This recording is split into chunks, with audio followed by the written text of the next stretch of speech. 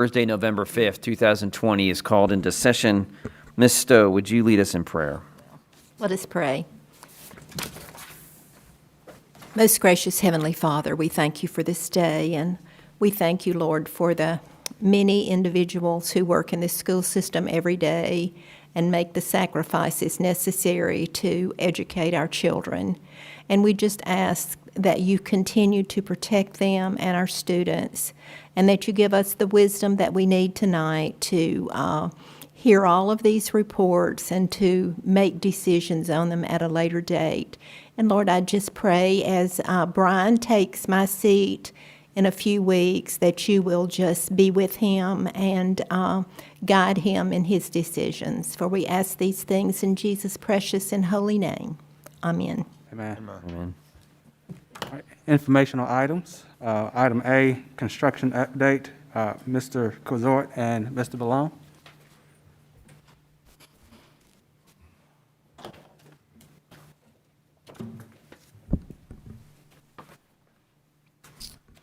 All right. Thank you, Mr. Perkins. And thank you, Board. So I know we mostly are going to talk about construction updates, but we thought this would be a good time as well, especially as Ms. Stowe just mentioned, Mr. Brooks going to be joining as well. So we thought this would be a good time to talk not only about construction, that'll be the majority of it, but also some of the other things that we, as far as system services goes. And I know we only have one screen going here. I apologize for that. But so when we talk system services, we're normally talking three things: auxiliary services, the IT department, operations, and transportation. And again, since this one's tied to construction, we're really focusing more on just the operations and transportation. And again, some of these next slides, and I'll kind of go through them quickly because I put this together again with Mr. Brooks in mind, trying to make sure he has a very good background of everything, you know, that some of the things that we're just kind of used to saying all the time. For example, even the first few slides just break, you know, we speak of our high schools, or we speak of our schools as in clusters of schools or family of schools. So I just listed the families of schools that we have. I won't read them off to you, but obviously these are your Buckhorn family of schools with the feeder pattern, Hazel Green, Madison County, New Hope, and then the Sparkman family of schools. So one of the things with operations, transportation, maintenance, within those schools, we have about 10,000 of our students that ride the bus every day. So want to talk just for a minute about the transportation department. And our transportation department, we run 258 buses, and I have a breakdown of that: 189 big buses, 31 special needs buses, and 38 spare buses with, and again, not to just read it all to you, but this is our transportation department. Obviously, to transport those 10,000 students, give or take some, we also have this particular number, if you look at our spreadsheet there, of buses per school. So again, these next few slides, just not to read them all, but kind of how that works. This is the list of all the schools within that family, and then how many buses per school that we have on those. Hazel Green, Madison County, New Hope, and the Sparkman buses. So obviously the other part of, you know, transportation, but then we focus, well, and there's been a huge focus, as we all know, of cleaning, sanitizing, and maintaining our schools. So the way that happens, each school has one plant manager. Our larger high schools has two plant managers. And then our custodians are based on the square footage of that school. So what we did was, for the next couple slides, kind of the same format, broke it down in family, listed the square footage of each school and how many custodians we have at each one of those. And again, I can't stress enough how hard our custodians have worked over these last few months. They're working very hard. So anyway, again, the breakdown of that, there's your Buckhorn schools, Hazel Green schools, Madison County schools, New Hope schools, and the Sparkman cluster of schools. So I said something about plant managers and that each school has one, some have two, but you know, plant managers typically do your general maintenance at the schools. They're changing the light fixtures, changing the lights, changing the ceiling tile, and doing a lot of the light plumbing, light electrical.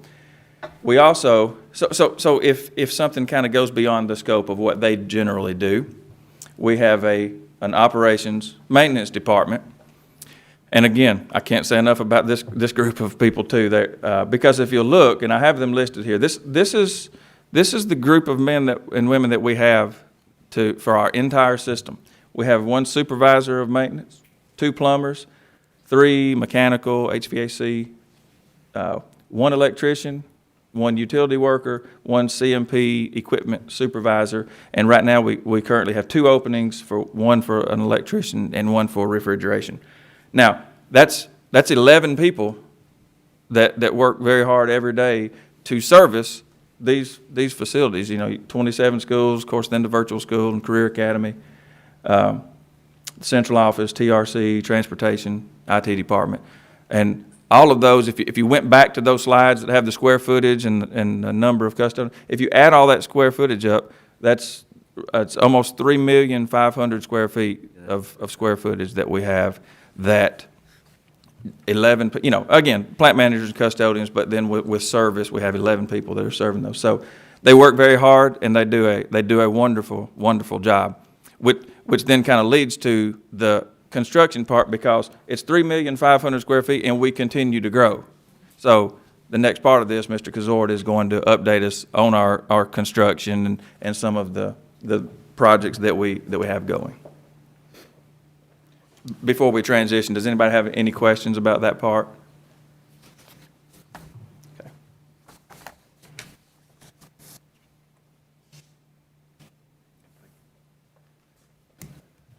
Good afternoon, everyone.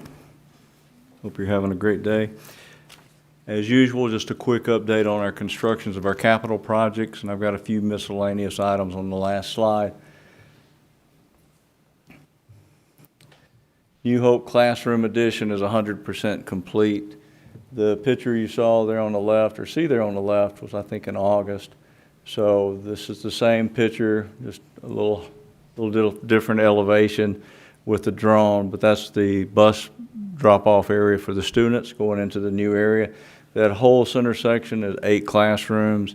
It is IC 5000 storm shelter proof, withstand 250 mile-per-hour winds. So that's complete now, 100%. Got a couple of pictures of that for you. That's the front view and an overhead. There's a corridor. It ties into the middle school gym there and also back into the high school itself. Lynn Fanning is one of our newest construction projects. That went into contract date was April the 16th.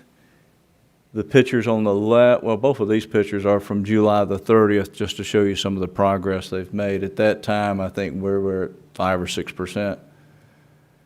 This is just a few days ago. They're at 32%. Picture of the left will be the new entry area. They're putting rock and stone on the front of that now.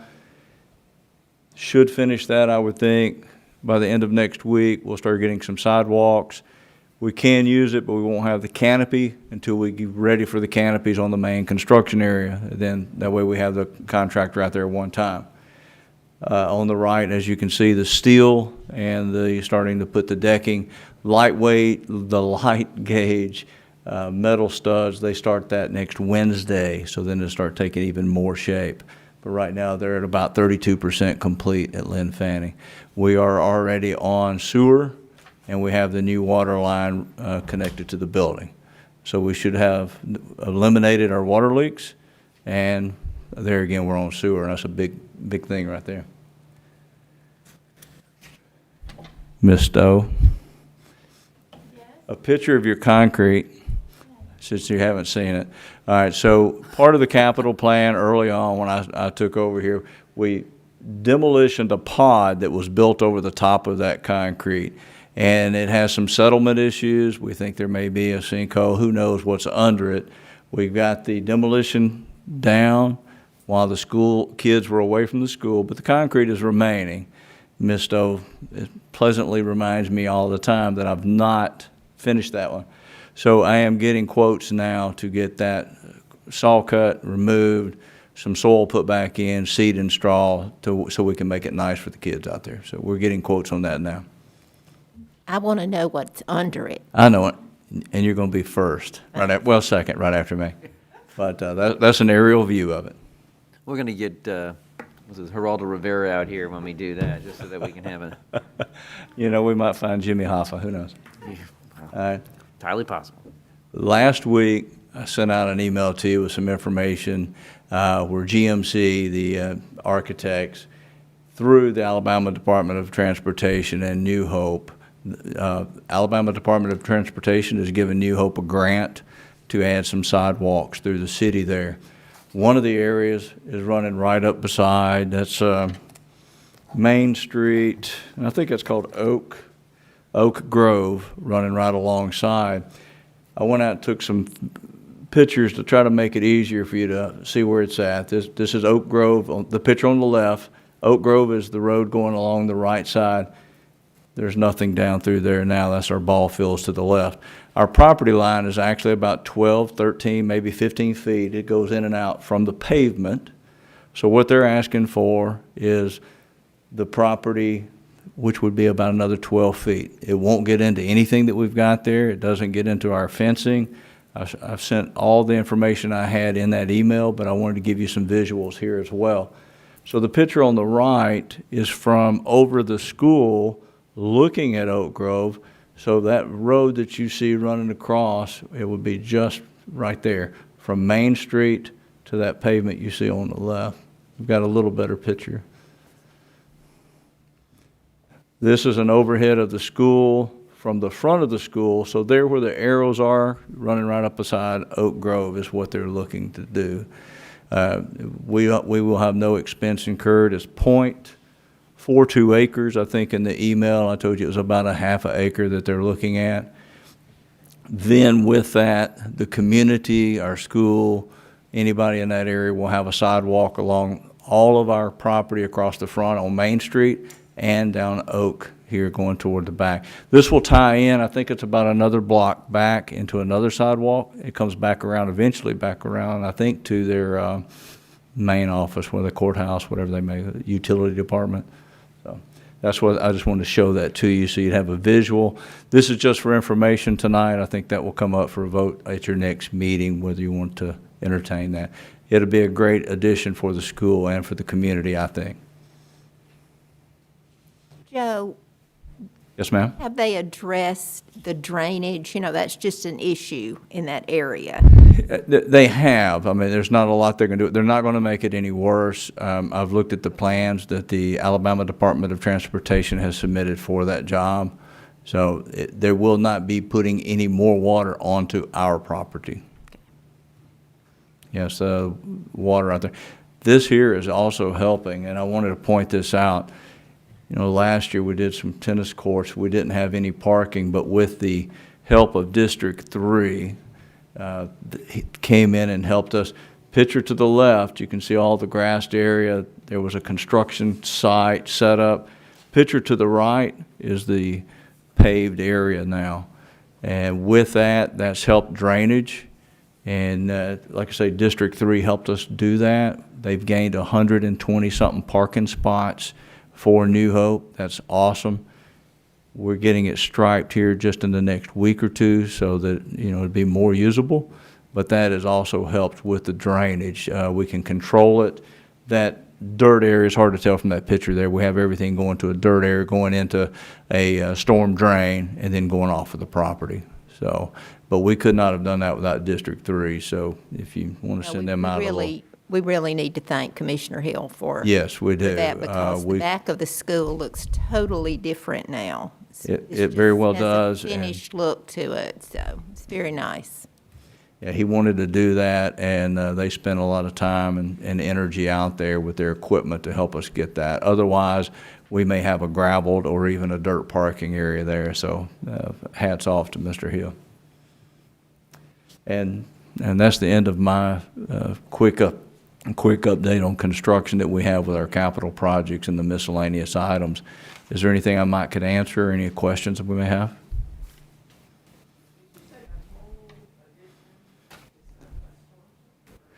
Yes, the 8 classrooms, that whole section there, the entire area is storm shelter. You know, like, I'm sorry? It was required, yes, ma'am. Yes. You could do that or build it separate. Give you Sparkman High School as an example.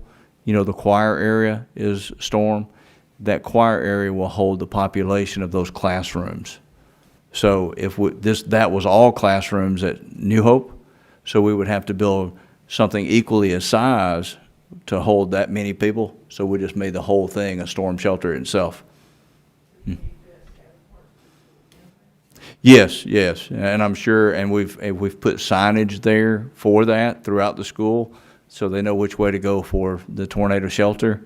And you've got a code of how many people you can put per square foot, but I can guarantee if you need it, we'll pile them in there. Yes, ma'am. Cordwood. Cordwood.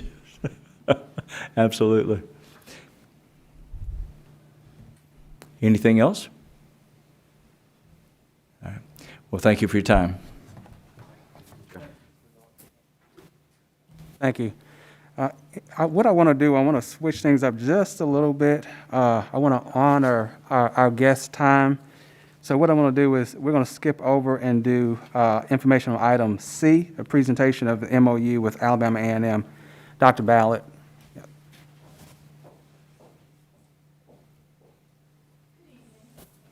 few months ago, we were presented with an opportunity to potentially partner with Alabama A&M University in Branch Ed, and Dr. Lena Walton, who is the Dean of the College of Education and Humanities and Behavioral Sciences at Alabama A&M, is here to share about this partnership.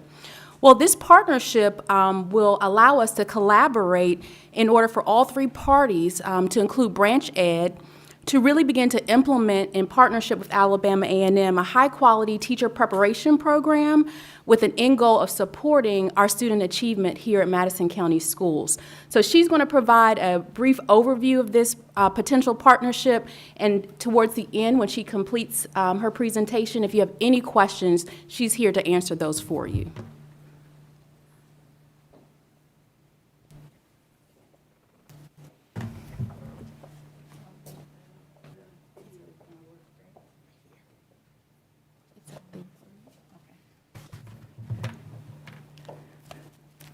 Good evening, everyone. Good evening. I am Lena Walton. I am the Dean for the College of Education, Humanities, and Behavioral Sciences at Alabama A&M University. And I hope you can read the PowerPoint. Okay.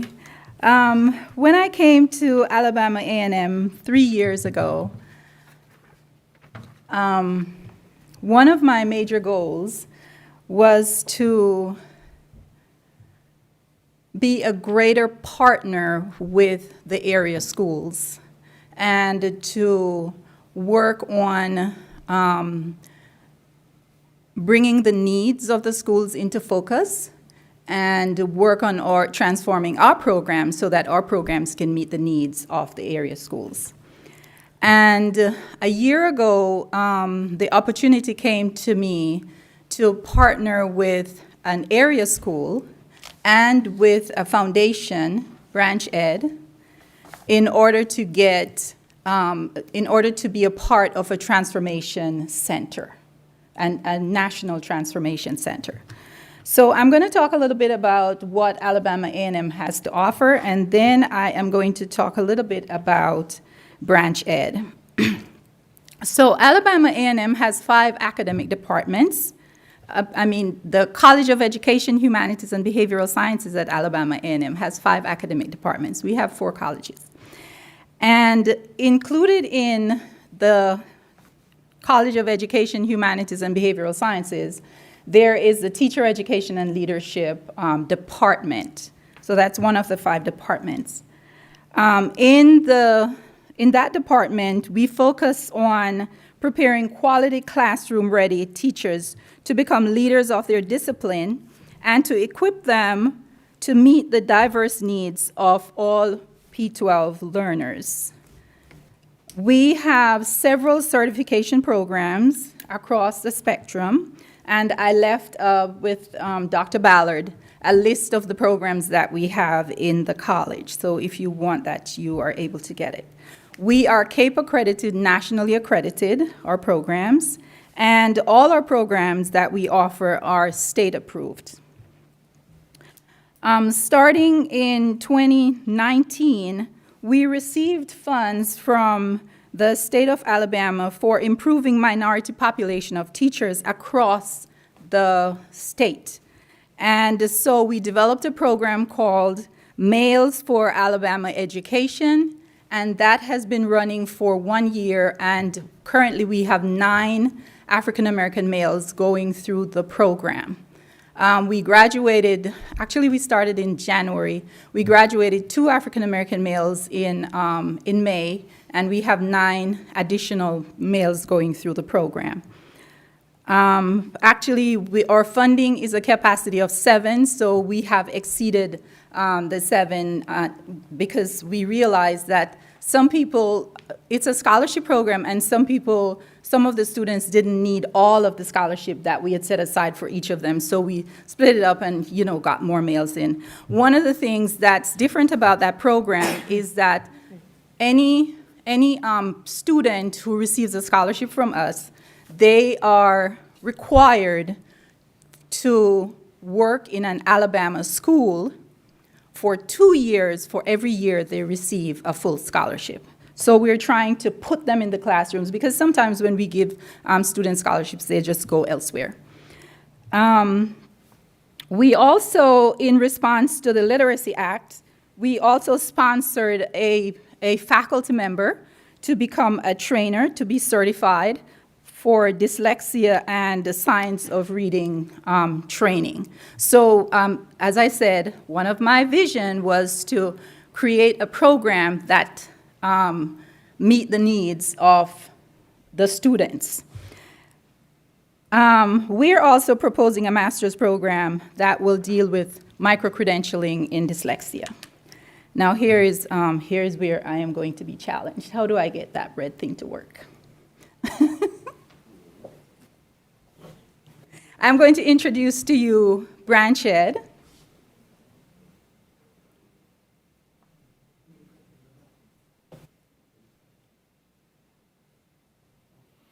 And could you click on, just below that tree, could you click on that play for me? Thank you so much. Absolutely. It's a video. Is there sound? We don't have sound.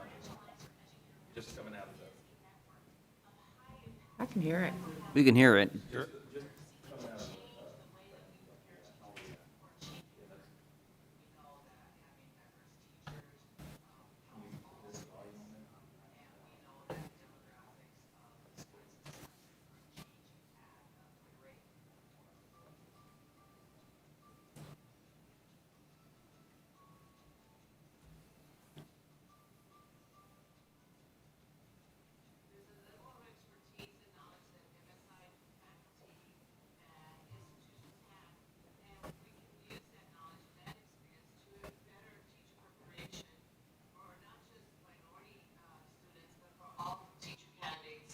Studies suggest that when children see themselves in their classrooms, when they see themselves in text, that they value who they are even more. I've been working with minority-serving institutions for a long time now, and there are places where students really are part of the fabric of the institution. They don't just go there and pay for an education. They're a community, they're a family. Now's the time that we must come together and come up with a foundational understanding of what we intend to do. Branch Ed is helping MSIs develop these unique aspects of their programs. We want to make sure that we are creating a community for all teachers who come from very diverse backgrounds. The Branch Alliance for Educator Diversity was formed to strengthen and grow educator preparation at minority-serving institutions. It's so critical that these institutions are a part of the solution of diversifying our nation's teaching force, as they currently prepare a disproportionate number of teachers of color in our classrooms.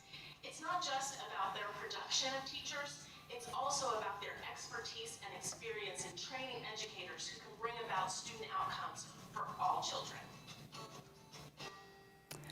Thank you. I would like to go, let me see. Okay, great. So that was a little snippet of what Branch Alliance for Educator Diversity, which is also called Branch Ed. And Branch Ed is funded by many of the major foundations across the country. And so that's where they get their major funding. They distribute this funding to MSIs to help them to transform their programs. And so we made an application to Branch Ed to start a transformation center. As part of the transformation center, we must have a school district partner. And this partnership is not just us telling the partner what we want them to do.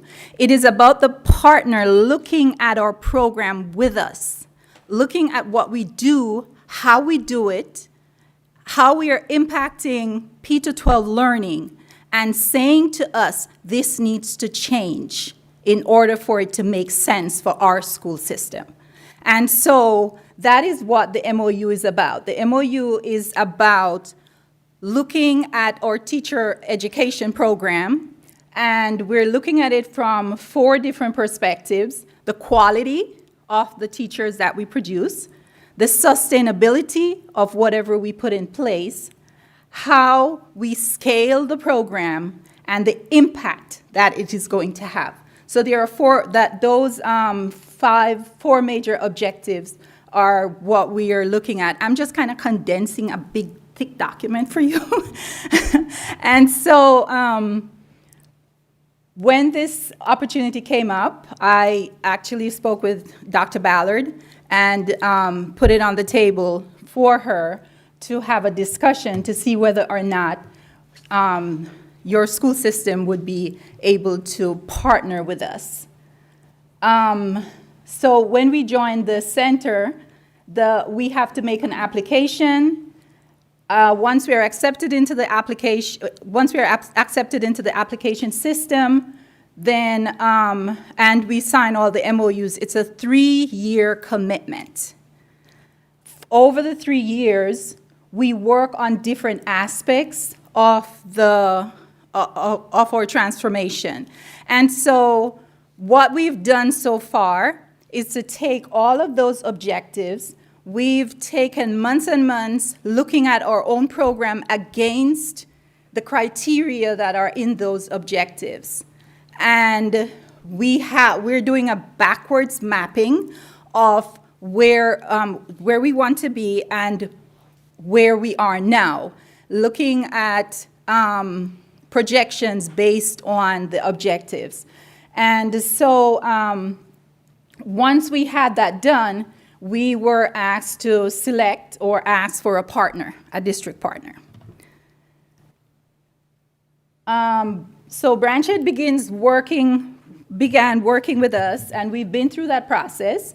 They will continue to provide intensive and individualized coaching and support services to both the teacher educators and the school district partners.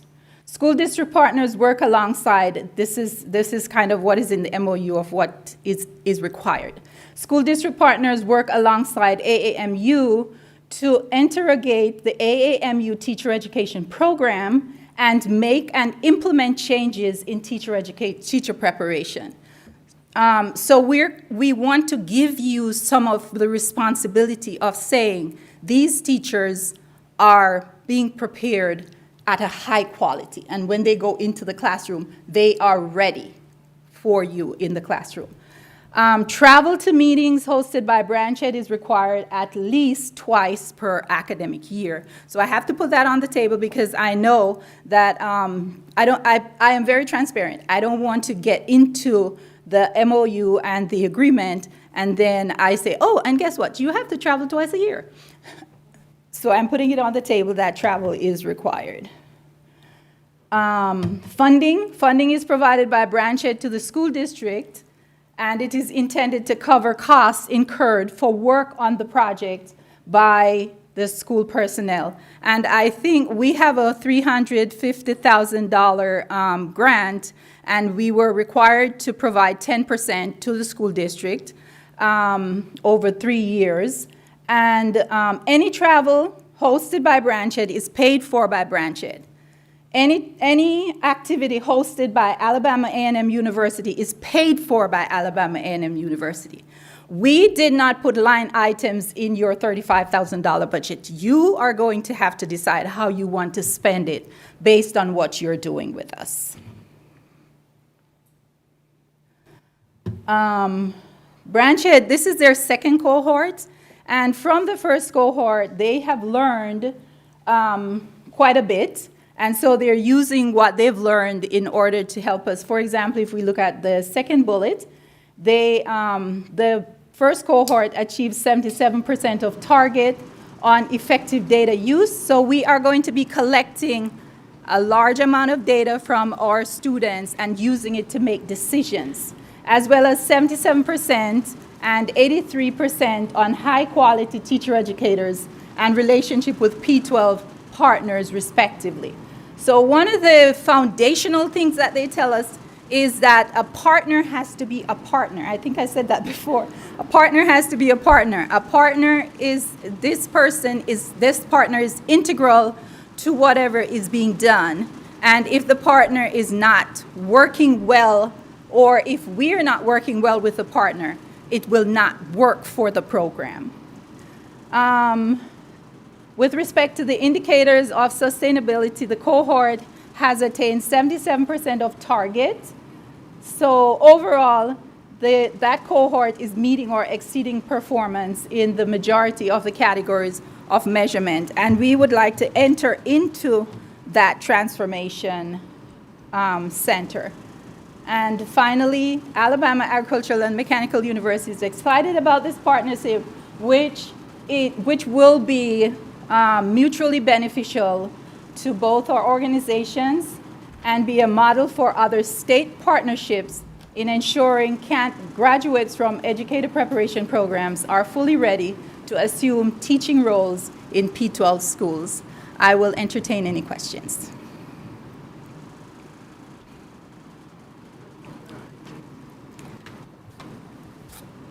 So does this involve mainly teachers or students or both from our system?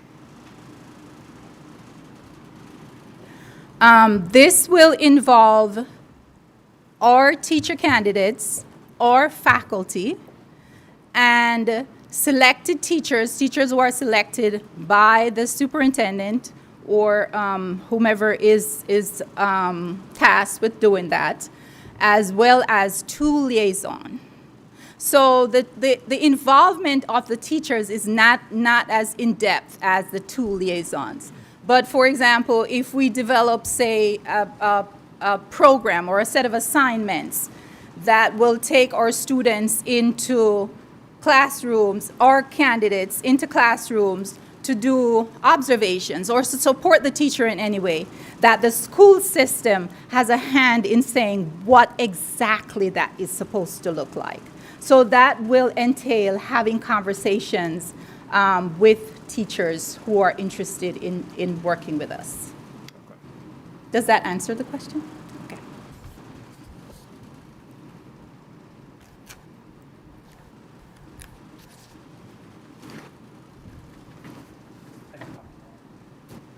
Thank you very much for having me. It was a pleasure. Thank you, Dr. Walton. You're welcome. Appreciate that.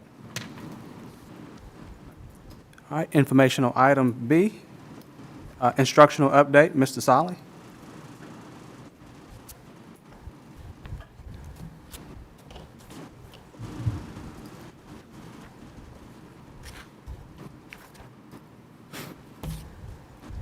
Maybe it's just a guilty conscience, but I thought you kind of really emphasized that update, like instead of extensive overview, maybe. The floor is all yours, Mr. Solly. My understanding, y'all are being fed tonight, so We we've have got food coming. We've got a long time. Good, good deal.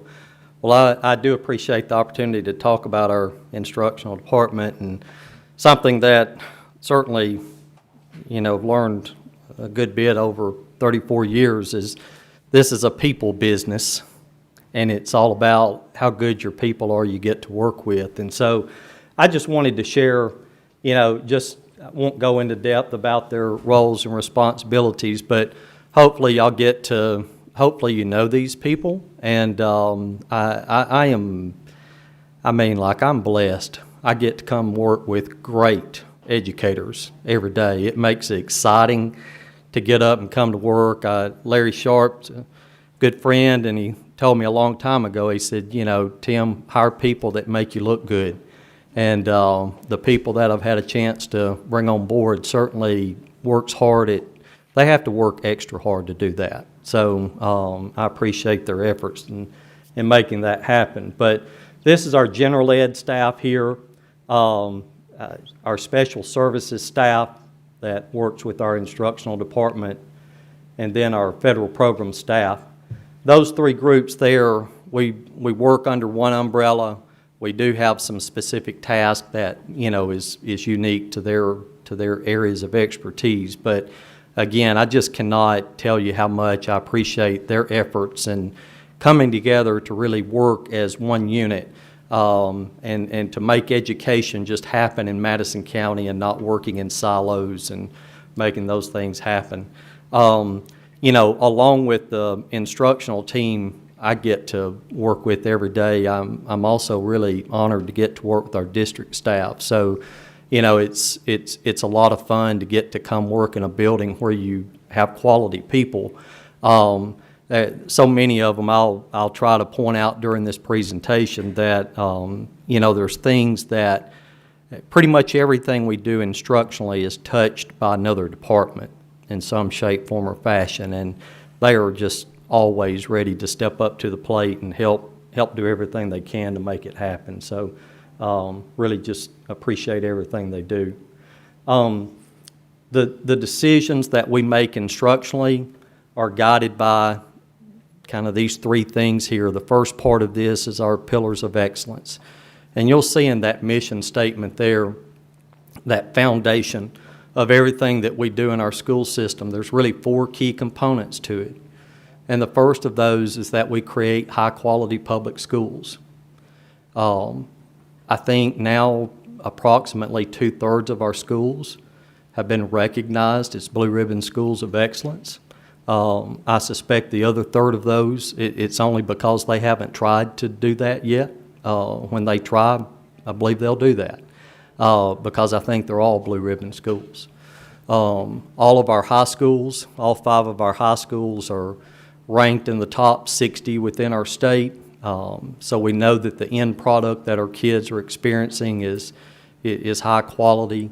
A lot of our schools get recognition consistently. So you know that, but I think it just serves to show you that we work hard to live this mission every single day, and that's the first part of it. The second thing is maximizing student achievement. And while we'll look at some data that's been impacted by COVID, through the years, we've always been real proud that Madison County schools were in the top 15% of our state in achievement, bottom 15% of our state in funding. So our return on investment is outstanding, and that's because of the people that we've got working here. This year especially, those superheroes that are in the classroom, that are administrators in our building, they get after it every day, and it's exciting to hear about these partnerships that we may be able to add more superheroes to those classrooms. We certainly need to do that. But we also want to expand our student opportunities. Our schools look to do that every chance they get, and then ultimately we want to have a prepared graduate. So, and we'll look at some data here in a little bit that shows some challenges, so shows some areas where we were having really some significant success, but now, again, due to COVID, we've got some hurdles to overcome. The second thing that really guides our work is our strategic plan that our board approved a couple of years ago. And we take this very seriously, and I've highlighted the areas on here that probably more specifically relate to our areas in instruction. That top line, the academics, arts, and activities. The bottom line, the student support services. considering that we want to maintain equity across our district and the technology that we use in our classrooms. Those are things that we think about constantly when we're making decisions. So we really want to adhere to what your wishes are and to make sure that we're improving in each of those areas. The next thing, so we've sort of taken our mission statement, drilled down into our strategic plan, and we've created a framework for excellence for our instructional department. And these are the things that I want to share a little bit more about with you tonight. At the center of that picture is a whole child. And, it's always kind of been my belief that there's sort of three things that a parent expects when they send their child to school. And the first of those is that their child's safe.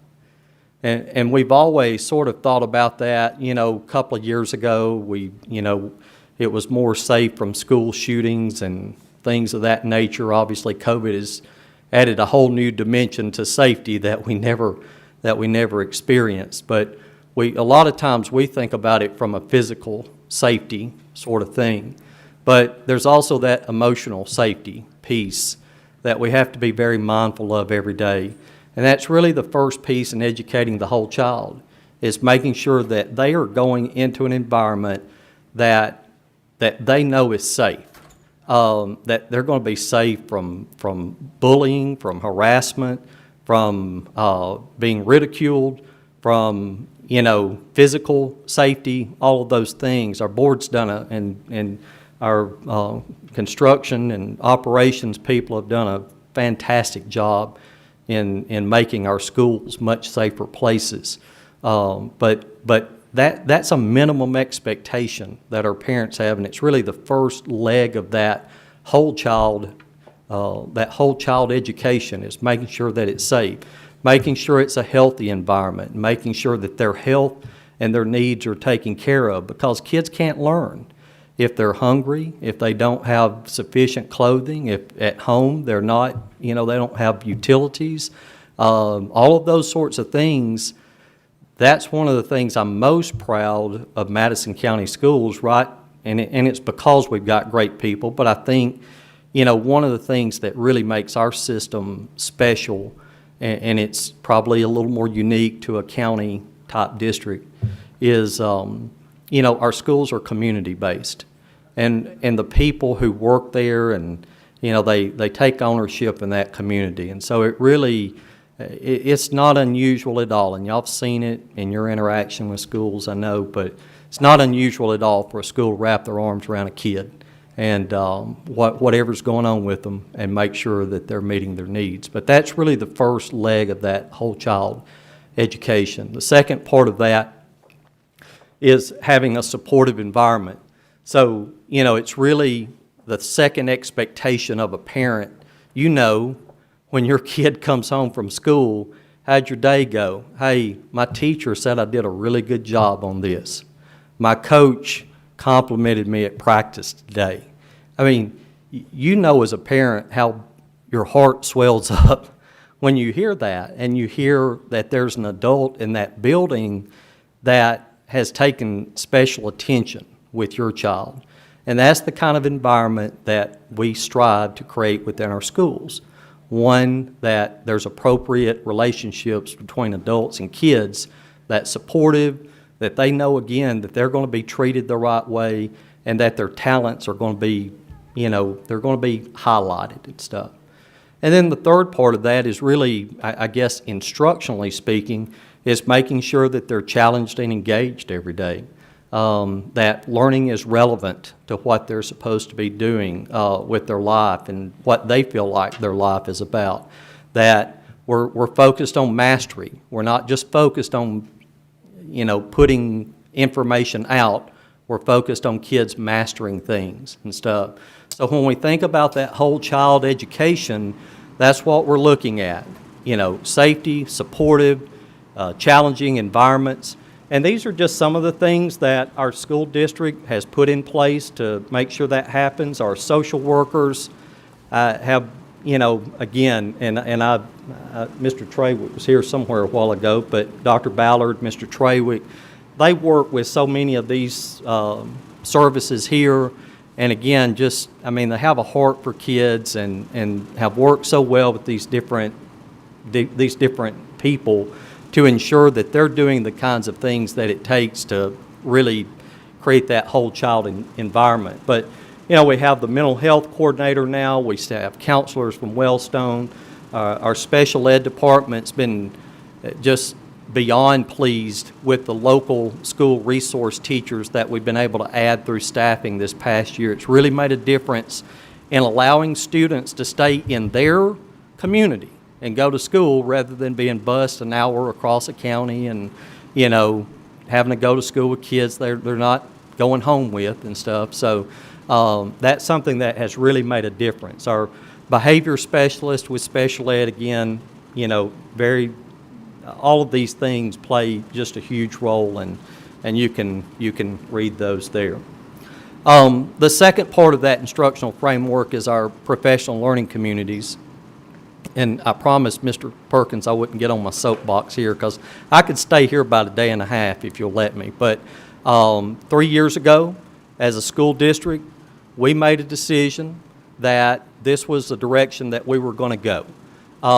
That decision was based off of our previous accreditation review, which told us that we did not have a school system, that we were 27 school districts functioning within one. That we needed to have a systematic way to pull our schools together. So at that time, Mr. Massey, our superintendent, we got together. We really searched long and hard with the idea that, you know what, we know what works in education. You know, there's a lot of research out, more so today than ever before, about what's effective in education. And our research, our experience just kept leading us to professional learning communities. So we, Dr. Minsky, Mr. Massey, myself, we learned more about it. We said, you know what, this fits our DNA. This fits what Madison County is about, and this is where our kids need to go. But we also weren't naive going into it, even though this is something that the core principles of it, something that our teachers are going to, our teachers believe in this, okay? But it's still going to challenge the way people do business. And if you've ever had to make a significant change in your organization, you probably have encountered some resistance. That is to be expected. And that's not unusual in Madison County schools. Our administrators do a great job of trying to work with our staffs to, help them understand the why and the how behind what we're doing with professional learning communities. And we focus on those two things, and we focused on the why and the how the last 3 years, because when you're starting to implement something that's a significant change, those are the two places you have to start to help people get on board with it, have buy-in. And I think we've had a good start at that. It's something certainly that we will continue to do. To understand professional learning communities in 3 minutes, you have to think 3, 4, 5. There's 3 big ideas about this. The first big idea is we're changing our focus from teaching to learning. It doesn't matter how the lesson is delivered. If kids don't understand it, then we have to be willing as professionals to consider we may need to present it or do it in a different way. So it's all about learning with this. First big idea. Second big idea is a culture of collaboration. We're going to work together. We are not going to work in isolation. That's what got us having 27 school systems within one, was working as independent contractors. We're not going to do that in our school system. We're going to work collaboratively. That's how we're going to turn classrooms from being lotteries into a cohesive unit where you can send your child to any third grade classroom in Madison County and know that they're going to get the same standards, they're going to have the same expectation for mastery, and it really doesn't matter where you go, okay? That's going to take time to do, and it's not easy work, but that's the direction that we're going. The third big idea is that we're going to focus on results. And those results are going to tell us two things. One, how our kids are doing, and the second thing it's going to tell us is what we need to do as professionals to be better, okay? So focusing on those three big ideas, it leads into the four critical questions. What do we want every child in this district to know and be able to do? How are we going to know if they know what we're asking them to do? What are we going to do if they don't know it? And what are we going to do if they've already mastered it? Four critical questions that our collaborative teams, every time they meet, they're to talk about those four critical, or one of those, or more of those four critical questions. And again, it's simple, but it's not easy, all right? It takes time for people to understand that this is critical work that has to be done to help our students learn at high levels. And then finally, there's 5 TOTS. These are the things we're working with Mr. Perkins right now, Dr. Minsky, Mr. Malone, around kind of defining how do we ensure that everybody in Madison County Schools understands these are non-negotiables, that we're going to be collaborative in our actions. We're not going to work as individuals, that we're going to have a guaranteed and viable curriculum within our district, okay? Guaranteed and viable means that it's promised and that there's time to do it, okay? That means that teachers have to collaborate together to make sure that it's going to be the same curriculum at Harvest as it is at New Hope, at New Market, and Monrovia, okay? It's not there right now. It's getting there within our schools, but over time, it's going to start happening across our district, okay? The next thing, we've got to make sure that we've got to be tight about our teachers doing common formative assessment around that guaranteed and viable curriculum. We've got to know our kids learning this information. If we're saying it's essential, we've got to know that they know it. The next thing is, once that assessment is given, then we've got to make sure that we're doing that we're using it to identify our kids' needs and also guide our practice. And the last TOT is that we're going to have interventions and enrichments. And so we're working through that progress. How do you make that TOT? It's a little bit of, you know, again, COVID's presented some challenges. This would be easier to do right now if we didn't have COVID going on, all right? But we're working through that right now. How do we help our schools understand that these things are not negotiable? If you're going to be in Madison County Schools, this is just how we got to do business. And so I just hopefully we understand that. The next item here is STEAM, okay, our focus here. So the Alabama legislature passed a law a couple of years ago requiring that schools start offering computer science, digital literacy, computer science. As a board, we've got to understand, you've got to understand that society is demanding that computer science and digital literacy really become the 5th discipline, all right? We've always had, you know, English language arts, math, science, social studies.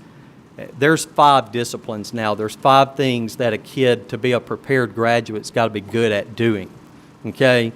In 5 years, 10 years, they're not going to be able to be a productive worker, probably in a significant portion of our economy, if they don't have these types of skills. We do have a new digital literacy and computer science course of study. It requires all grade levels to incorporate these types of lessons in appropriately at their grade level. The board a few years ago, you added additional STEM supplements, which have been great. It's a great opportunity for our schools to add programs like this after school for our students to do. Our digital learning partners, formerly our TIMs, why did they change that? You know, they're the people, the boots on the ground in the school that make sure that our instructional technology is the best that it can be. Our tech contacts, you see the programs there. Y'all got to experience the A in STEAM the other night at Sparkman High School. Magnificent facility, you know, just awesome. need a bunch more at some time, whenever money, becomes flowing again. But that's how we're addressing STEAM. Reading, math, computer science literacy. So with reading literacy, again, legislature, a year ago, passed the Alabama Literacy Act. It's having a significant impact on what we're doing instructionally within our district. It's something that, as a board, you need to understand and know that not this year, but next year's third grade, this year's second grade, will be required to pass a test in order to be promoted into fourth grade, okay? There are some stipulations, won't go into all the detail tonight, but there are stipulations that can be reasons why they wouldn't have to, but largely, generally speaking, that's the process that's going to happen. In order to make that happen in Madison County, especially considering some of the adverse effects that we've experienced this year, we're going to have to rethink some things. We're going to have to rethink how we're going to use some resources to make sure we're putting people in place to help get our kids where they need to be. We lost 9 weeks largely of instruction. We're not going to make it up in 9 weeks just doing what we're doing, okay? So we're going to have to rethink some of that, and we are doing that right now. Had a meeting this afternoon with an academic support committee to start the process of how can we begin doing after-school tutoring, and we'll begin talking about our summer reading camp and what we're going to be doing in the future to help make up some of that lost time. But the Literacy Act's all about the science of reading. Just like I mentioned a while ago, education research is better today than it's at an all-time high. Like, we really do understand very specifically the things that you need to do to teach a kid how to read, okay? Now, getting everybody to understand that, getting everybody to maybe forget some erroneous ways to teach a child how to read that have been sort of long-standing traditions, again, that takes some time to get everybody to understand that. But there's very concrete things that we need to be doing in our classrooms to help our children to be successful and literate by the time they leave third grade. Our reading specialists, they play a pivotal role. Been meeting with each of them individually over this last week, and hats off to them. They carry a tremendous burden every day, knowing that they're that frontline cheerleader, that they're the frontline person to help make literacy happen within our schools. I do want to say thank you again to the board for, understand. We purchased Fast Forward a couple of years ago. Again, it's been a tremendously important intervention for our schools. Kids continue to use it, make significant gains. But we also have some Spire and Rewards or other interventions that we use in our school that we also feel very strongly about. Spire was recently recognized by our State Department as one of the primary dyslexia interventions. And that's largely what we use it for. The assessments, Talk Quickly, pre-K and readiness classes, our OSR pre-K program. We have 24 classes there. We can serve almost 450 students. Some of those seats are empty this year because of COVID, and that's going to create a problem next year. Children are not going to be quite as ready for kindergarten as if they had attended. Our ELL program, I wish you could spend a day talking with the people that work there. Again, I can't describe how transformational they have done with some of this work, but our EL teachers, as that population continues to grow in Madison County pretty significantly, closing in on 400 EL students. There's 5 teachers to serve those. You do the math. I mean, you can kind of see, and they're in all of our schools, so they're trying to serve 80 kids on a caseload and going from place to place to make that happen. But they do phenomenal work. They've also spent a lot of time working on how to increase our communication with our non-English speaking homes. This year, again, with Mr. Perkins' support and Ms. Stump, We've been able to kind of combine some duties with special education and have a full-time Spanish interpreter on our staff. Our schools call the gentleman all the time, and he's been super helpful in clarifying especially for our Hispanic families in the area. With math literacy, we have a new math course of study that we will be starting next year. Our high school math classes will be changing pretty significantly. It changes the order where historically we've had Algebra 1 in 9th grade. We'll teach geometry in 9th grade now, move algebra to 10th grade. But there's a lot of things with that coursework that is changing.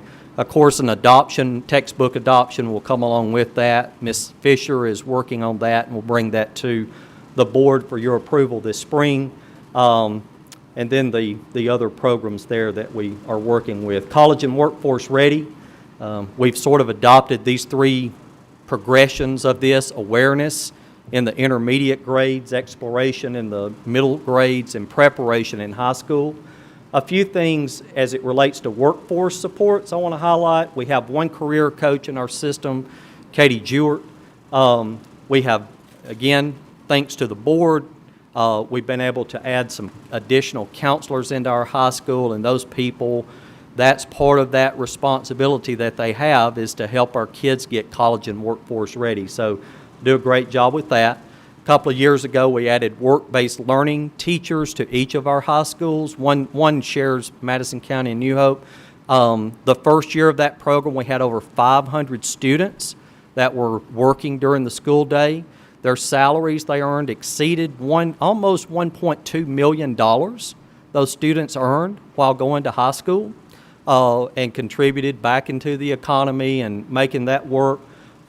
This year, because we were able to offer an early release program, that number is about half this year, but it'll be back up to 500 or more next year when that waiver goes away.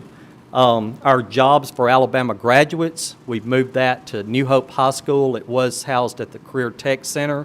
It's really targeted toward potential dropouts to help make sure that those students are gaining the kinds of skills that they need to be successful in the workforce.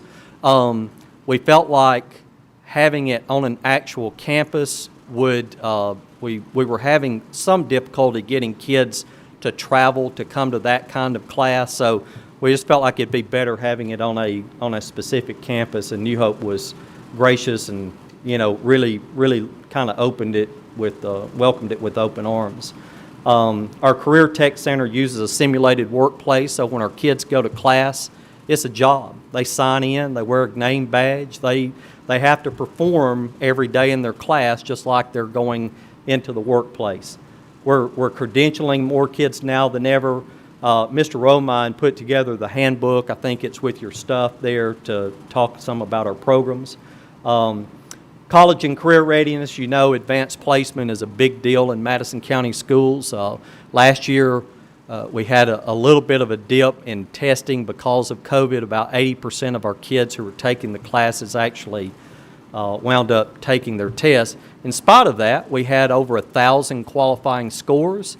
If you equate that into dollars that families saved on tuition when their child is able to CLEP out of a class, that's over $1.2 million that families have saved because their children have been successful in advanced placement. We have more dual enrollment partnerships today than we've ever had in our system, and that number continues to increase. That's especially important for our virtual academy because the curriculum that we use there really doesn't support advanced placement. We encourage those students who want to go ahead and start along that college prep pathway to do dual enrollment, and a lot of those students take advantage of that.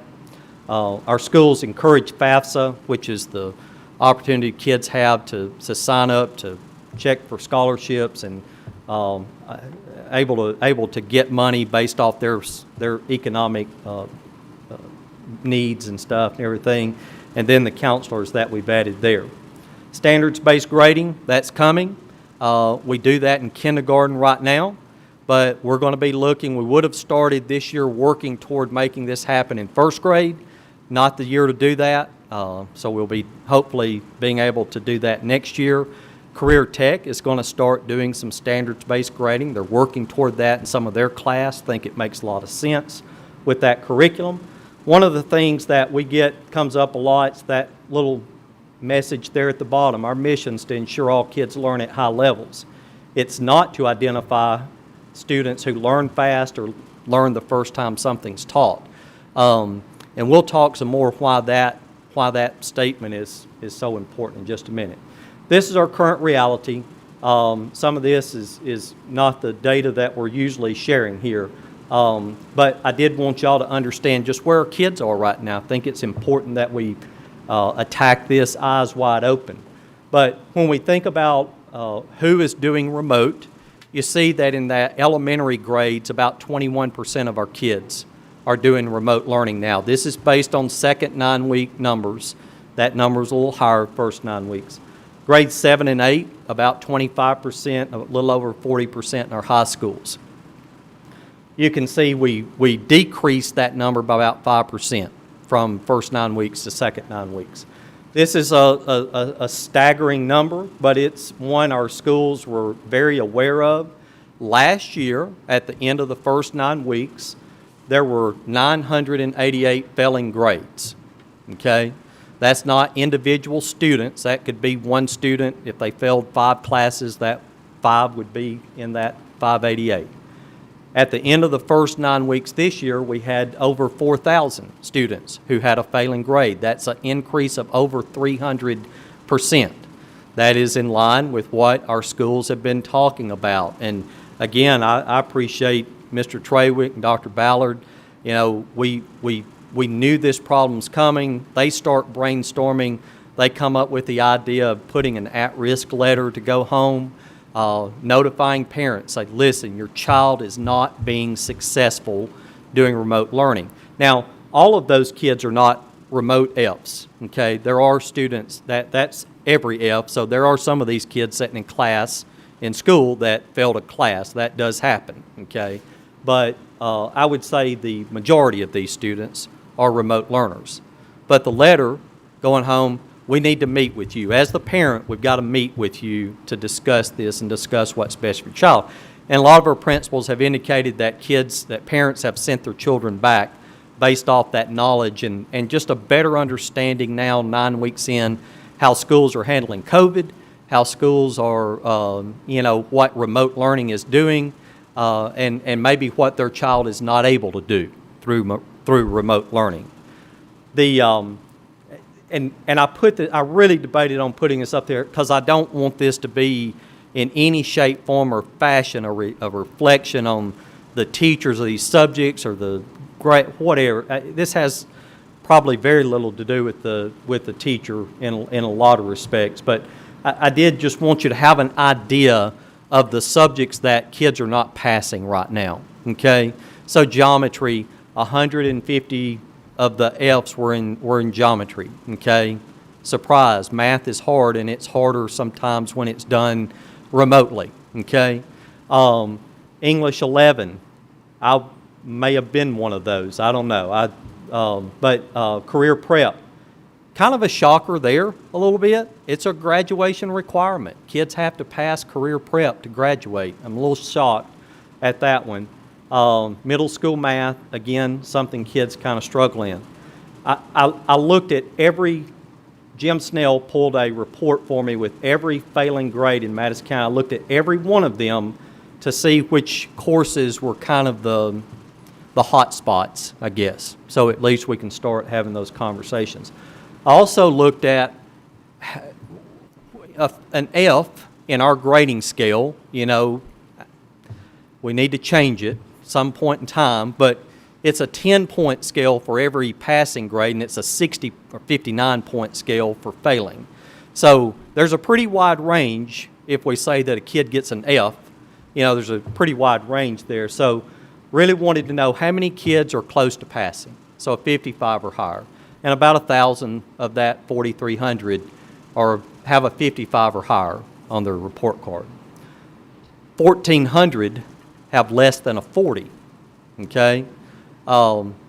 Ms. Stowe, it's hard to get a less than a 40 in a class if you're making any effort, okay?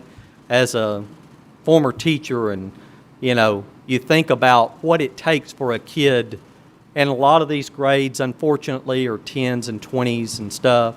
Our schools have reached out to families consistently. Our social workers have made calls. Our SROs have gotten involved in making home visits. You know, it's a problem. It's a problem, and it's something that I hope that by more kids returning, I hope maybe just by more kids engaging in learning, even if it's remotely, that number will dwindle down. I know a lot of our schools have sent out information about academic recovery. Some, you know, it's called different stuff, grade recovery, academic recovery, whatever. But trying to give kids a chance to save themselves from themselves. You know, okay, you didn't engage this first 9 weeks. Whatever reason, I don't know. You know, some of it could be, you know, somewhat legitimate, but probably a lot of it's not. You've got a chance to bring that grade up now, okay? So a lot of our schools, you may hear some more about that. Tim, I don't think it'll really hit home until some of these seniors don't graduate in the spring. Well, and understanding that almost over 50% of our seniors are doing remote learning this year, it's probably going to bite some. Definitely, they definitely wouldn't be able to be mid-year graduates unless they're able to turn some things around this second 9 weeks. It may not bite them as far as not graduating, but it certainly will have an impact on their ability to gain scholarships yeah. and other GPA. things to go in, and that's very disturbing. Yeah. So of the 4,000 failing grades, how many are seniors? I didn't. I can tell you by the end of the meeting, but I don't have it right. I'm sorry. I broke it down by grade. I don't have it here though. I can tell you though in just a minute. Are we sharing this information at the state level? Does this go to the State Department at all? Is it required to go or no? No, it's not a required piece of information that our State Department asked for. No.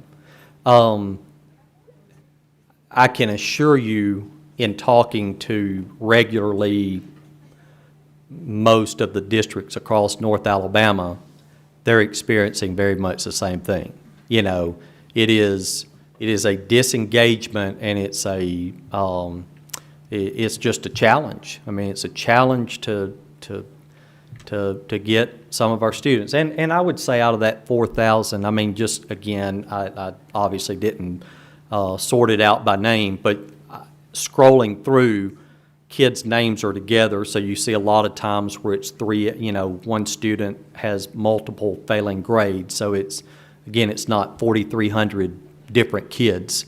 But, I mean, regardless, it's a significant number, and it's an issue, and it's something that we've got to deal with. So one of the things that we're talking about to try to help, you know, some with this issue is considerations for second semester. And these are just things we're talking about now. None of this is in stone or anything like that. But, you know, we do see a little bit of a trend in the schools where we maybe have been able to separate some of that and have a teacher focused on virtual and teacher focused on in-person.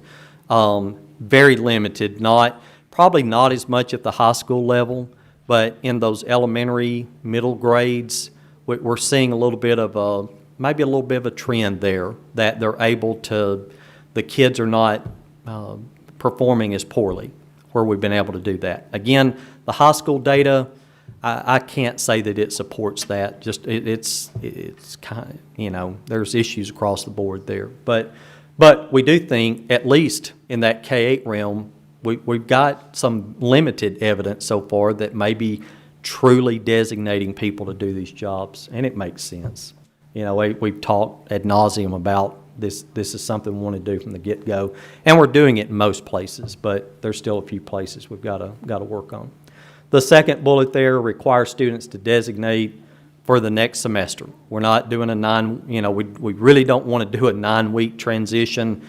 Like, we got to make a decision, make plans, get the right staff in place to address the needs, whether in person or remote, and move forward. Remotely, we may have to limit some offerings to make sure that we've got the appropriate staff to teach that subject. One of the things that I did notice in looking through the courses that were failures, out of that 4,300, a lot of them are physical education. The kids, in elementary school, it's not required for promotion. In middle school, again, not a promotion requirement. There's classes, so some of their electives, especially electives that are not necessarily a graduation requirement or a requirement to be promoted to the next grade, they may be taking some liberties as to how hard they're working with that. So we may need to rethink about, do we offer everything or really kind of close that down some.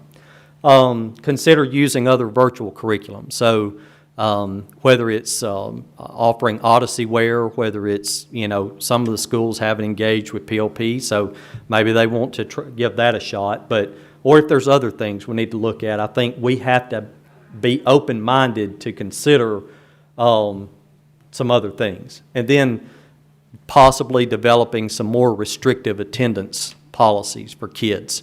Right now, logging in, obviously, they're able to keep from becoming a truancy issue, so that that's not something that they're having to deal with, but they're not engaging in the work.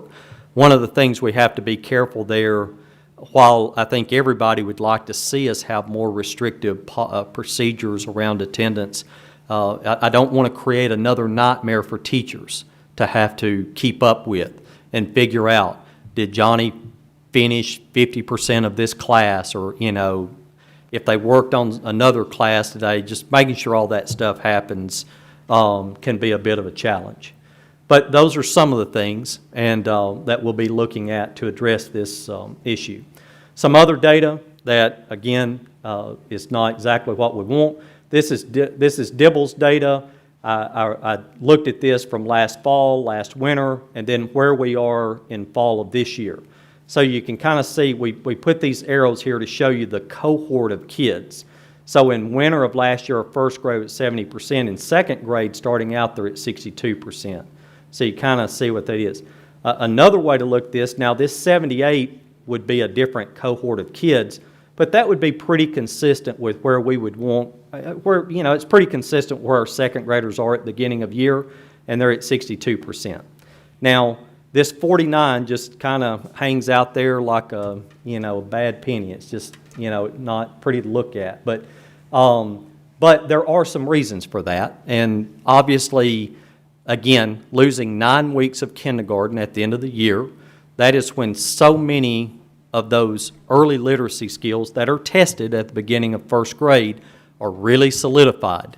And that didn't happen. We know that. So when we look at our first grade scores, some of the things that are encouraging is a good percentage of those kids were where they needed to be in winter of kindergarten. So we know they have the ability. They just didn't practice those skills from March until September. So hopefully when we get them to practicing those skills again, that score will rise pretty quickly. Another thing that, again, I don't think this is an excuse. I think this is a legitimate reason. I think this had a little bit of an impact on our scores, is a lot of these tests we had to give virtually. Now, the test is approved to give virtually, but it's not the best testing environment when you're trying to test, a kid and there's siblings running in the background and, other stuff is going on in the house, all right? But we did the best we could with the conditions we had, tried to get the best data we could get so that we know where to move forward from here. But obviously we've got some work. Our teachers know that, and they're already sleeves rolled up and moving in that direction. With STAR, and again, I point out here for Madison County, we use the 60th percentile as our benchmark on this. So we have very high expectations for our kids taking this test. So some of those percentages you look at and you're a little concerned they're lower, but it is based off a very high benchmark. That's where we think learning at high levels exists. So that's what we want to aim for within our district. But there are some trends there you can see from winter of last year to where that cohort of students are. And when you compare it to earlier, last September, maybe, some challenges there. For our seniors, last 2 years, we graduated 95%. We don't know what that will be this year. Hopefully, it will be higher than 95%. One of those challenges I talked about earlier with having a prepared graduate, one of the ways we measure that is with college and career ready indicators. In 18-19 school year, that number had gotten up to 89%. We really expect that CCR, that percentage there, to be the same thing as graduation rate. That we're not going to be happy till those two things are the same number. There should not be a gap there. But last spring, the work keys was interrupted in the spring, which is one of the key indicators our kids get. So we were at 76% last spring. Right now, our senior cohort's at 59%. They're taking work keys currently, so that should have a positive impact on that score. They're taking AP classes this year. That's something that they can get a college and career ready indicator for as well. So we expect that number to go up a good bit. I don't anticipate it reaching 89% this year. Hopefully, it will be at least 76%. But it is something that during this time of pandemic has been a pretty significant challenge. Last three items, indicators for this fall, report cards. I'm sure probably the national elections have played a bit of a role in the lack of communication that's come out about how states are going to do accountability and stuff. So I suspect over the next month we'll probably get some more information about that. I do believe we will test this spring. That's definitely something that they want to have happen and we want to see happen. We need that. But these are the things that schools are accountable for, and you can take a look at that. Power School, again, our IT department, Mr. Wilson and I, we've talked about this on multiple occasions. He's been a tremendous help in getting training organized for our district. This is a massive shift. Teaching, again, literally every employee in the district how to use a different student information system, how to use all the facets that come along with that. So for special ed, for 504, for ELL, for attendance, for doing grades, for everything that we do, discipline, everything. Nathan, I don't know if you were here when we switched to whatever I now was at the time, but you probably were in the district. And it's a massive undertaking to get everybody to understand this. But Mark and his folks have been doing a really good job. And that's mandated by the state. Yes, this is a require. Every district in the state will be doing Power School. And there's no. We were supposed to do it this year, and they delayed it for everybody a year. So, last thing, accreditation. We did postpone that a year. We felt like last time the results of that gave us a good roadmap to get better, and I think we're better because we had a very a good accreditation visit, thorough review, and so we want to make sure we have that again. And so I think we'll have a much better chance of doing that next year than this year. And again, Dr. Ballard's been working hard to make that happen. Surely there's no questions.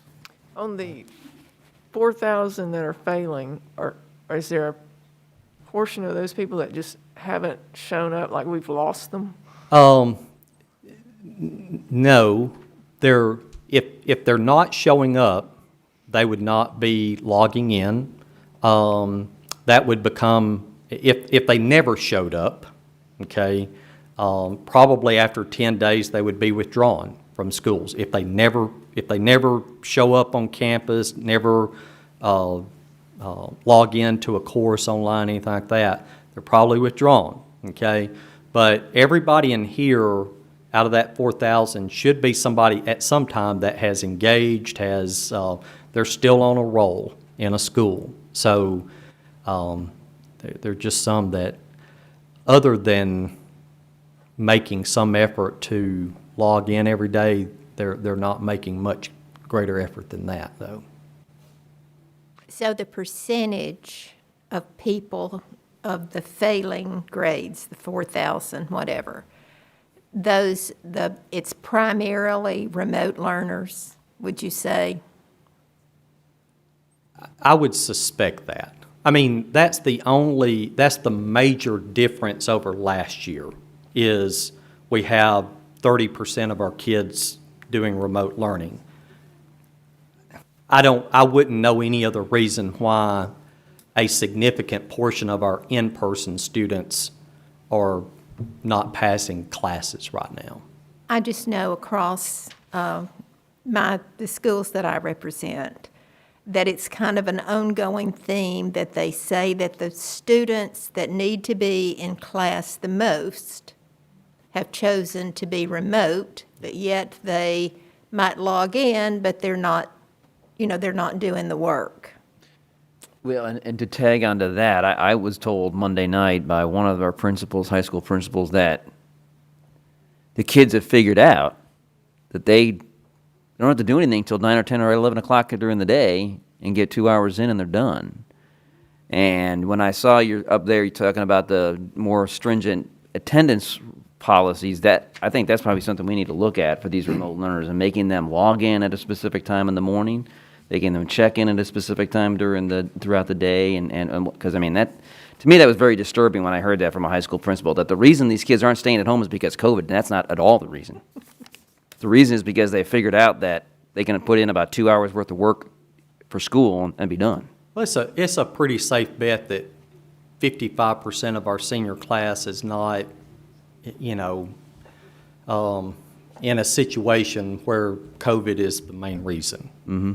When 20% of our kindergarten class, Yeah. they're just able. They're working the system. They're able to do it. They're able to transport themselves. Parents can, they're not worried about them staying home, from a safety They're standpoint. likely anyway. successful. Oh, I'm sure, you're right, So, absolutely. it goes back to the student. Yeah. I would assume. There's successful people that are doing it virtually too. Absolutely. Yeah. Oh, absolutely. No, I would say the majority are being successful remotely, but some obviously are not. So. But if a child in a classroom, if they have a 40, that teacher is not going to let that stand. They're going to constantly be encouraging them to do whatever needs to be done. It's just a difficult situation. It's nobody's fault, but, I know you don't. Not our like for fault, but data it's to our look that problem, way. though. It is our problem, right? So we've got to deal with it, and Right. And I think second semester, I don't know that we can make drastic changes between now and January 19th, but we can be making preparation to make changes then, I think. So, Yeah. Thank you, Tim. already.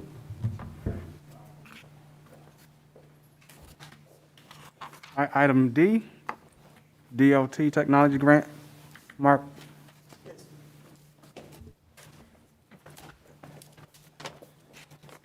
Good evening. I'm going to be short and sweet. Well, maybe not sweet, but I'll be short. Sounds like a jab to me, but I like it.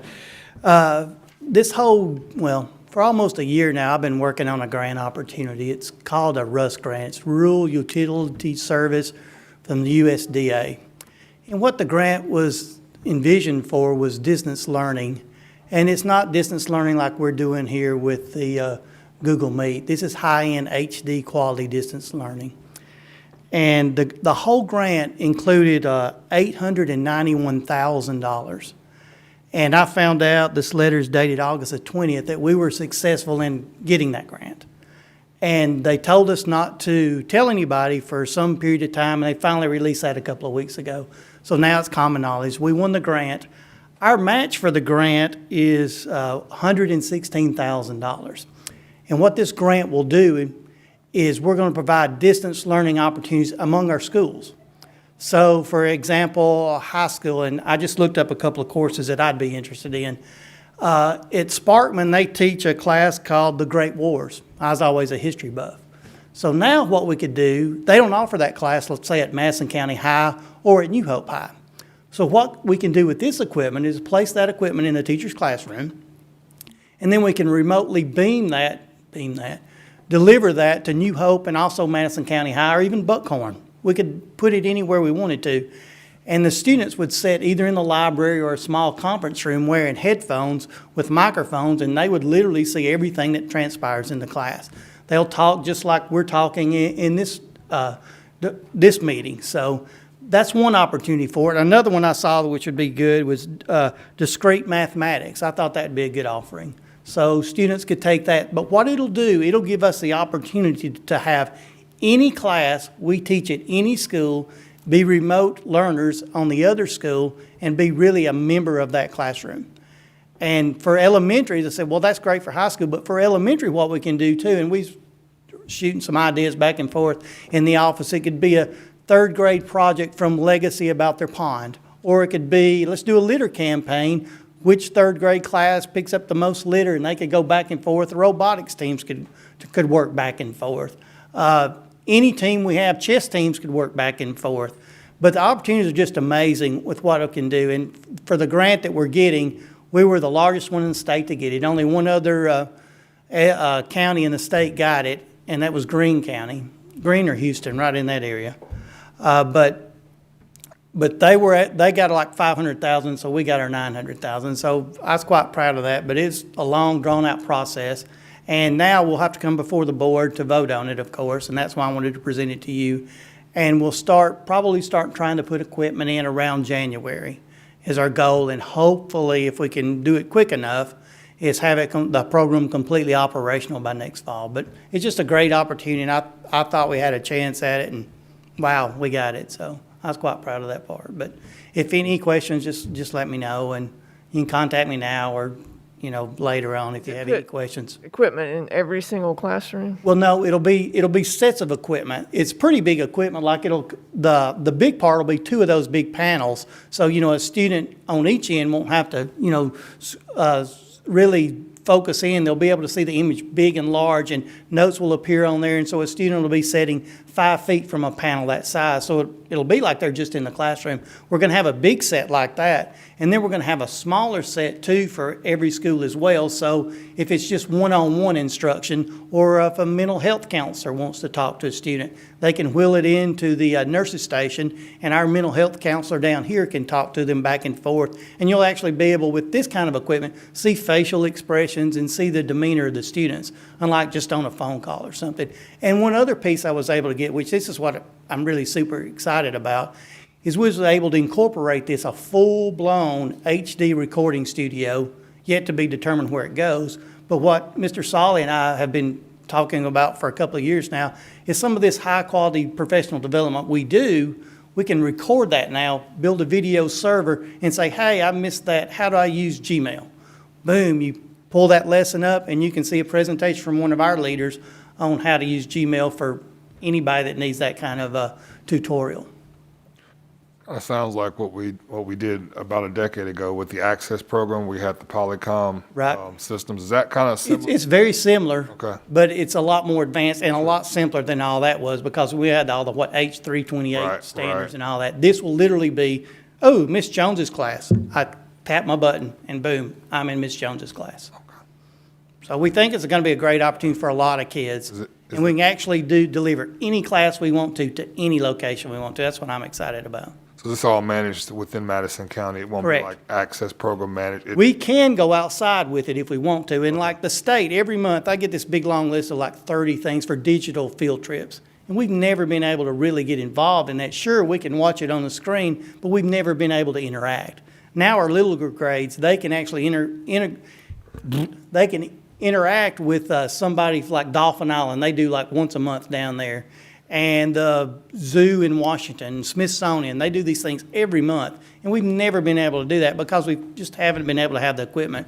Now we'll have that opportunity available to us. So there'll be more, like, say you had 5 classes at one time that people wanted, so this is going to be able to field how many different avenues at a time? I think it's set up for 10, which we wouldn't have that many, but, we could do like Madison County High, New Hope, Sparkman, Buckhorn, all their robotics teams could hop on all at the same time and talk about, new ways to make their green car go faster or something in middle school.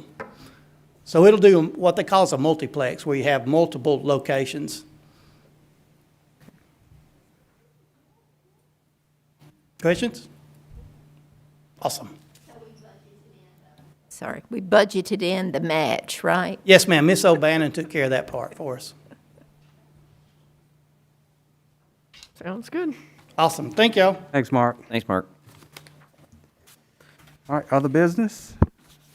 2020 board meeting dates. Dave? Yeah, so we've got these board meeting dates scheduled out from starting in January through May. We're going to get back into doing the work session, at least one work session every month. Kind of got away from that.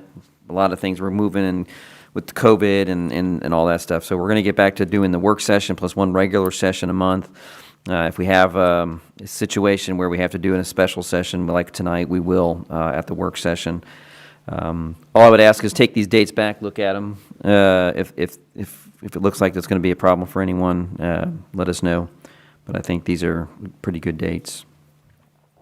Did we move the December one or not? I was going to ask about the December dates. We have not done that yet, so we can move that Thursday meeting to Tuesday if we need to. What are the 2 dates in December, Mark? December 3rd and 17th. They were scheduled Thursday, so if we need to move that first December meeting to December 3rd and Tuesday, we can do that. Why do we do that? Why would we? Oh, I don't know. I thought that was going to be my You question. said do it.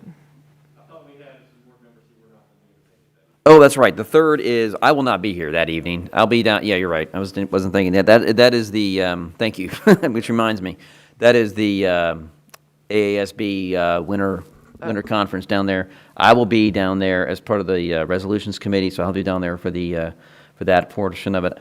Who else is planning to actually physically be in Birmingham as a delegate to that event? I don't think we have. Nathan, you said you weren't going to be able to go, I don't think. Sherry, no. Angie, you're scheduled for the virtual portion, but that's on Friday, I think you're going to do, right?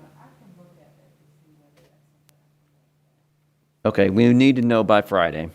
And Kathy, yeah, tomorrow. Kathy needs to notify AASB as to who our delegates will be. So, yeah, so we will have to, yeah, let's go ahead and move it to the 1st.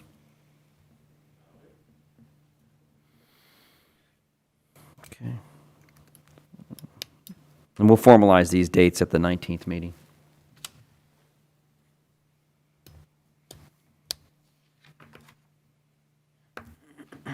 Okay. You ready? Yep. All right. Do we need to do a motion to adjourn? No, we just need to go into, so the special session for the Madison County Board of Education is called into session. Mr. Perkins. All right. I recommend approval of the agenda dated November the 5th, 2020. Motion. Second. I have a motion and a second for the recommendation of approval of the agenda, special session dated Thursday, November 5th, 2020. Any discussion? If there is none, all those in favor say aye. Aye. Aye. I will forego the superintendent updates for this board meeting, and I'll do them on the next one. Okay. All right.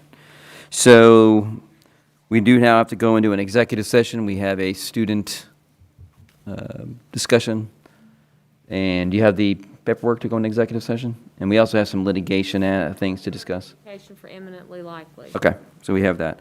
So I thought we would do the student issue here in this room here, once we clear it out, and then we would move into Alan's office or the small conference room, one of the two we can decide, for the rest of the executive session. So I need a motion to adjourn into executive session. Have a motion? Second. I have a motion and a second to adjourn into executive session. All those in favor, say aye. Aye. Aye. We will reconvene after, but that will only be to do the vote on the student issue.